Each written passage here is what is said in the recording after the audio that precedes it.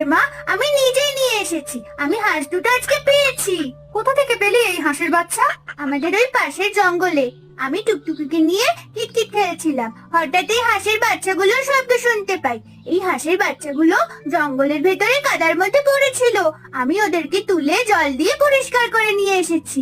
ওখানে যদি আর কিছুক্ষণ বাচ্চা দুটো থাকতো তাহলে তারা মারাই যেত। খুব ভালো কাজ করেছিস রে মা, হাঁসের বাচ্চা দুটোকে নিয়ে এসেছিস। আমি খুব খুশি হয়েছি। বাবা দেখলে খুব খুশি হবে, তাই না মা? আমরা এই হাঁস দুটোকে অনেক বড় করব, তারপর এখান থেকে অনেক হাঁস হবে। তারপর আমরা প্রতিদিন হাঁসের মাংসের বিরিয়ানি খেতে পারবো, হাঁস বিক্রি করতে পারবো। আমাদের আর কষ্টই থাকবে না। এই হাঁসগুলো বড় হয়ে ডিম পারবে, আর আমি হাঁসের ডিমও খাবো। কি মজা! হ্যাঁ রে মা, হ্যাঁ, তোর বাবা দেখলে খুব খুশি হবে। সৃষ্টিকর্তা তোর মনের আশা পূরণ করেছেন। এখন আর দাঁড়িয়ে থাকিস না, ভিতরে আয়। সারা শরীর বৃষ্টিতে ভিজে গেছে যে। ভাত বেড়েছি, দুটো গরম ভাত খেয়ে নে। আচ্ছা, ঠিক আছে মা। এইদিকে রাহুল বাজারে বসে আছে আম নিয়ে। সকাল থেকে বৃষ্টি হয়েছে, তাই বাজারে লোকজনের ভিড় কম। কিরে রাহুল, কি খবর? এই ভর দুপুরে এই আমগুলো নিয়ে এখানে বসে আছিস কেন? তোর তো এখন মাঠে কাজ করার কথা। মেয়েটা আমার হাঁসের মাংস খেতে চেয়েছে দাদা, তাই আম কটা বিক্রি করতে এসেছি। কেউ নিতে চাইলে বিক্রি করে বাড়িতে যাব।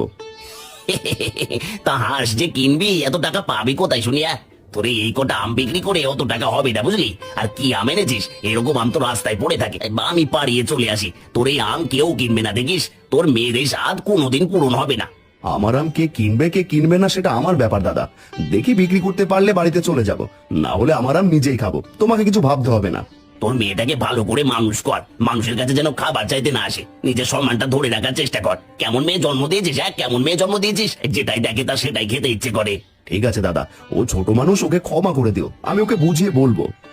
রাহুলের বুকে যেন কেউ ছুরি বসিয়ে দিল। ভাইয়ের এই অপমান তার সহ্য হচ্ছিল না। দীর্ঘক্ষণ বসে থাকার পর অবশেষে রাহুল একজন খদ্দের পেল। এই আমগুলোর দাম কত দাদা? কত করে দেবেন? কিলো 60 টাকা। এখানে 2 কিলো আছে, 2 কিলো নিয়ে যান, 100 টাকায় দিয়ে দেবো।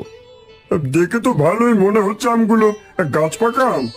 হ্যাঁ দাদা, আমার গাছের আম। বৃষ্টির কারণে সব ঝরে পড়েছে, তাই বাজারে বিক্রি করতে এসেছি। আচ্ছা, তাহলে তুমি 2 কিলো দিয়ে দাও আমাকে, আর ব্যয় নাও 100 টাকা।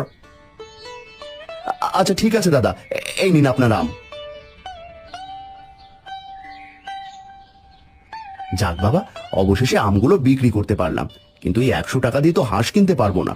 থাক, অনেক দেরি হয়ে গেছে, এখন বাড়ি যাই, পরে সবকিছু দেখা যাবে।